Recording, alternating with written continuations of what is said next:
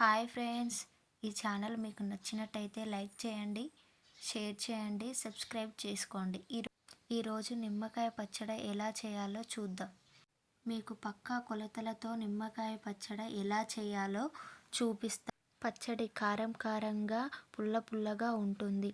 అది నిమ్మకాయ పచ్చడి చాలా గ్రామాలలో బంతి భోజనాలలో పెడతారు.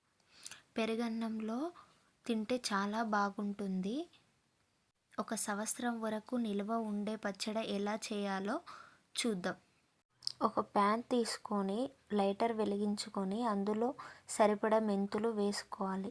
వేసుకున్న తర్వాత దాన్ని వేగించాలి. వేగిన తర్వాత పక్కకి తీసుకోవాలి. రెండు టేబుల్ స్పూన్ల జీలకర్ర తీసుకొని బాగా వేగేదాకా వేంపుకోవాలి. వేంపుకున్న తర్వాత దాంట్లోని పక్కకు తీసుకోవాలి. ఇప్పుడు ఒక గిన్నె తీసుకొని 1/2 kg వరకు నూనె పోయాలి. పచ్చడిలోకి వేరుశనగ నూనె కానీ నువ్వుల నూనె కానీ వాడాలి. సన్ఫ్లవర్ నూనె అస్సలు వాడకూడదు, ఎందుకంటే ఫ్లేవర్ రాదు. నేనైతే 1/2 kg నూనె వరకు తీసుకున్నాను. నూనె లైట్గా వేడి అయిన తర్వాత 2 స్పూన్ల జీలకర్ర, 2 స్పూన్ల ఆవాలు తీసుకున్నాను. ఈ పచ్చడిలోకి చిన్న ఆవాలు అయితే బాగుంటుంది. ఈ పచ్చడిలో ఆవాలు లేకపోయినా పర్లేదు, ఎందుకంటే హెల్త్ బాలేని వాళ్ళు, బాలింతలు ఉన్నప్పటికీ వామపిండి వేయకపోతే బాలింతలు నిమ్మకాయ పచ్చడి వేసుకొని తినవచ్చు. 1/2 కప్పు ఎల్లుల్లిపాయలు వేసుకోవాలి.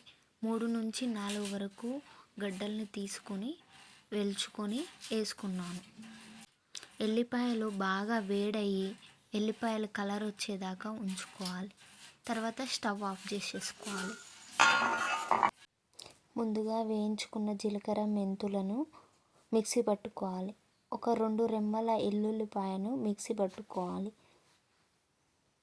నేనైతే ఒక పెద్ద బేషన్ తీసుకొని అందులో 1 kg కారం వరకు తీసుకున్నాను. అందులో తగినంత ఉప్పు వేసాను. కారంలో ఉప్పు ఉంది కాబట్టి నేను కొంచెమే వేసుకున్నాను. మనకి పచ్చడికి సరిపోయేంత ఉప్పును వేసుకోవాలి. తరువాత కొద్దిగా పసుపు వేసుకోవాలి. డబ్బా పెద్దగా ఉంటే డబ్బాలోనే కలుపుకోవచ్చు, వేరుగా అవసరం లేదు. కానీ నాకు కలుపుకోవడానికి మంచిగా సరిపడా ఉండాలనేసి ఈ బేషన్ తీసుకొని కలుపుతున్నాను. ఈ మూడిటిని బాగా కలుపుకున్న తర్వాత మనం పట్టుకున్న మెంతుపొడి, జీలకర్ర పొడి అందులో వేసుకోవాలి. చూపించిన విధంగా వేసుకొని అన్నీ కలుపుకోవాలి. కలుపుకున్న తర్వాత మనం 3 రోజుల కిందట నిల్వ ఉంచుకున్న నిమ్మకాయలను తీసుకొని కారంలో నిమ్మకాయ పచ్చళ్ళు వేసుకోవాలి. వేసుకున్న తర్వాత నిమ్మకాయ పచ్చళ్ళకి కారం అంటుకునేలా బాగా కలపాలి. చూడండి, నేను 3 రోజుల కిందట నిమ్మకాయలు కోసి ఉప్పు పసుపు వేసి నిల్వ ఉంచుకున్నాను. అంతకుమించి ఎక్కువ రోజులు ఉంచుకుంటే నిమ్మకాయ పచ్చ అనేది మెత్తబడిపోతుంది. 3 రోజుల కంటే ఎక్కువ నిల్వ ఉంచుకోకూడదు. 3 రోజుల తర్వాత 3వ రోజు నాడు నేను నిమ్మకాయ పచ్చడి పెడుతున్నాను. చూడండి, ఇప్పుడు నేను బాగా కలుపుకున్నాను. అన్ని పచ్చళ్ళకి కారం పట్టేలా కలుపుకున్నాను. కలుపుకున్న తర్వాత వేడి చేసిన నూనె ఉంది కదా, చూడండి, చల్లారిన నూనెను అందులో పోసుకోవాలి. ఎందుకంటే వామపిండి వేస్తాము కదా, నూనె వేడిగా ఉండకూడదు. ఎందుకంటే వేడిగా నూనె ఉంటే చేదుగా మారుతుంది.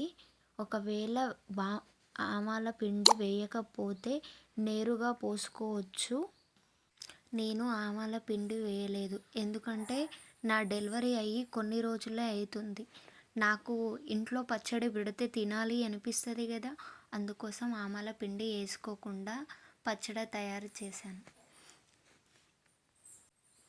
పచ్చడి బాగా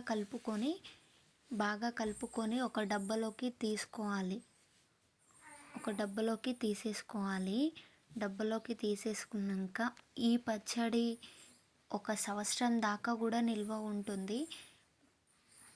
నిమ్మకాయ పచ్చడి చలికాలంలో పెట్టుకోవాలి. ఎందుకంటే నిమ్మకాయలు చలికాలంలో చాలా మంచిగుంటాయన్నమాట. నిమ్మకాయ పచ్చడి చలికాలంలో పెట్టుకుంటే ఎండాకాలంలో తినడానికి బాగా ఉంటది.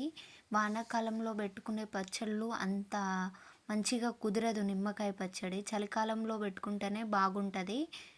ఒక సంవత్సరం పాటు నిల్వ ఉంటది. ఒకసారి మీరు కూడా ఈ పచ్చడిని ట్రై చేయండి. మంచిగా ఉంటే లైక్ చేయండి, సబ్స్క్రైబ్ చేయండి. ఈ ఛానల్ మీకు నచ్చినట్టయితే షేర్ చేయండి.